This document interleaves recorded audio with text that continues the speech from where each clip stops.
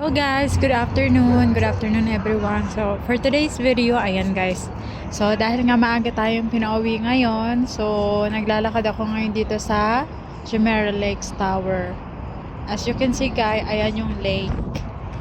Kaya tinawag siyang Jumeirah Lake. So naglalakad ako ngayon papunta sa metro station. Kasi magme-metro tayo ngayon kasi wala tayong sundo. Ay mamaya pa yung out ni Jusawa, pero maghihintay ako sa kanya dun sa mga gawing kung saan niya ako pwedeng masundo na accessible sa dadaanan niya pauwi sa tinitirhan namin. So as you can see guys, yan, maganda mag-ikot-ikot dito sa lugar na to kasi nga ganyan, or if ever na gusto mo mag-jogging, ayan, okay na okay dito guys, kasi especially in the morning pag inabutan ka ng gutom, dahil nga patay gutom ka pero ayaw mong tumaba. So ayan, pwede kang kumain kasi ang daming restaurant dito, ang dami, accessible din siya sa metro station. Tapos ang daming benefits guys, kasi ikutin mo lang naman yung lakes na yan guys, paikot-ikutin mo lang yan, mga 3 rounds, okay na okay na. So dito na lang kayo mag-jogging. O, tingnan nyo si ate, diba? Yan, tingnan nyo. Ang ganda ng lugar guys. So, okay na okay siya. So, as you can see, ayan, yung pag nakita nyo yan sa may dulo-dulo na yan, ayan, malapit na tayo sa metro station guys. Kapag nakita nyo na yan, yung building na yan, sign na yan guys, na malapit na kayo sa metro. Sign na talaga yan. Diba? Ang daming bagets. Babata pa nila guys. So yan, yan, sige, diba ang ganda ng upuan nila dito. Tapos ayan, yung building na yan, building yan, wala naman nagsabi na villa yan, diba? So ayan guys, tapos ayan, yung parang tower na yan, nakikita nyo, ayan, libreng wifi yan guys. Kapag may nakita kayong ganyan dito sa Dubai, libreng wifi yan, diba? Kaya ang saya-saya dito sa Dubai kasi kahit saan ka pumunta, may libreng may libre talaga siyang wifi. Sana all. Hindi yun sa Pinas, pumunta ka ng bundok, may libreng data. May libreng data sa Pinas kasi guys, lang siya, libreng messenger pala, messenger. Wala talaga siyang libreng data, messenger lang. Pero dito sa Dubai, free wifi. Kahit sa taxi, kahit sa mall. Di ba ang ganda ng pagkagawa niyang na yung building niya, para siyang barko. Hindi mo alam kung pasaan yung barko, kung merong pa-star siya na hindi mo maintindihan. Pero ang ganda naman niya. So ayan guys, natatanawan na natin yung metro station. Tatawid pa tayo ng kalsada at doon natin makikita yung ating destinations. So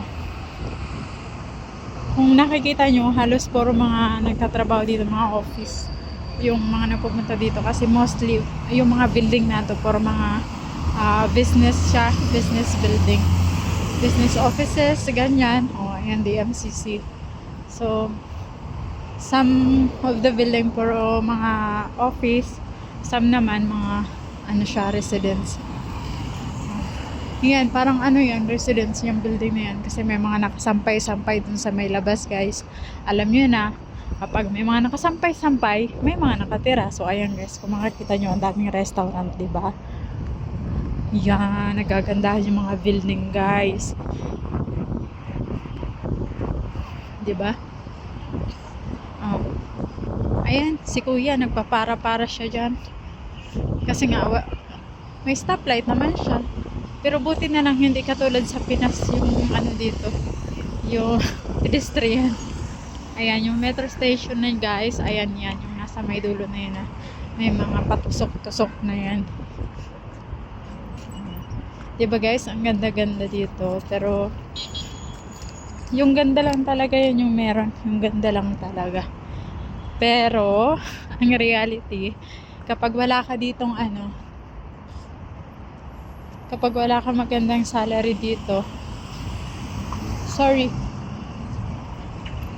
Diba, tumawid tayo, dumadaan yung sasakyan.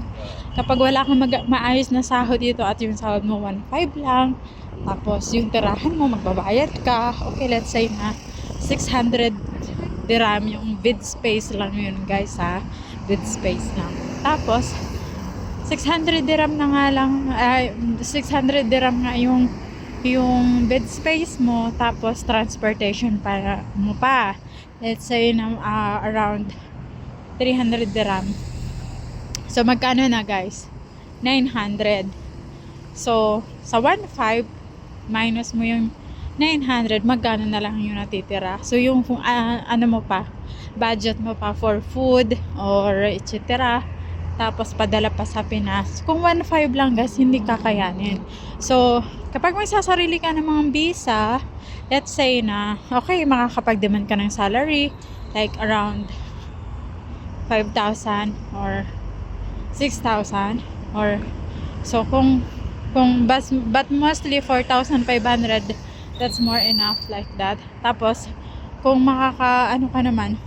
kung makakakuha ka ng tirahan at masyado ka maarte sa buhay, okay, so let's say na para makapagpahinga ka na maayos, syempre kukuha ka ng partition. Yung partition guys dito, yung bed lang ha, yung bed na may privacy lang. Ganun lang yung style ng partition dito. Huwag niyong expect na, oy, kwarto yun, kwarto. Hindi po, iba po yung kwarto sa partition. So, pero mostly inaano na dito, binabawal na yon. So, as you can see guys, andito na tayo sa metro station.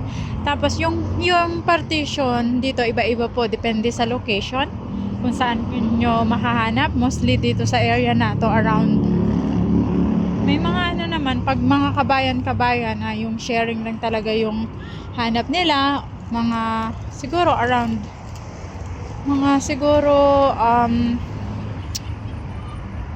yung natanungan ko kasi, nagtatrabaho si ate dyan sa may Carrefour dyan. Ano daw, 1.5 daw yung binabayaran niya. I don't know if it's a partition or no. Pero sa tansya ko talaga, yung dito sa Gawing Marina, malaki yung sahod, mga kalahati ng sa 4-5. So, kaya yun guys. Pag-isipan nyo mabuti guys ha, yung pagdedesisyon nyo sa buhay. Kaya, okay nga, meron nga kayong laya, may freedom nga kayo, pero ano nyo naman yung freedom kung ubos din naman yung kikitain nyo, di ba? Sa panggastos nyo pa lang sa transportation, accommodation, and food allowance, tapos padala pa natin sa Pinas. So wala na, ubos na. Kaysa mag-live-in tayo, libre tirahan, libre food, libre na din yung mga kaek-ekan like shampoo, ganyan-ganyan, o di mas okay pa.